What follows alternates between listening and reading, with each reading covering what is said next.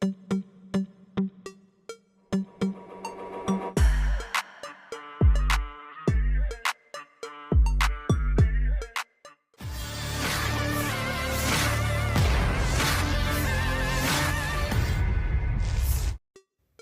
sosial diramaikan dengan rekaman detik-detik drone peledak Rusia menghantam kendaraan tempur atau Rampur Bridley Ukraina. Rekamannya beredar di Telegram pada Sabtu 25 Mei 2024. Akibat pukulan akurat, Bridley tampak dipenuhi kobaran api. Dalam keterangan unggahan disebutkan, inilah momen penghancuran kendaraan tempur infanteri M2A2 Bridley ODS SA di arah Avdiivka yang berkobar, sedangkan kendaraan tempur kedua berhasil melarikan diri dan bebas dari pukulan drone FPV dari angkatan bersenjata Rusia. Rekamannya pun menuai berbagai komentar dari warganet.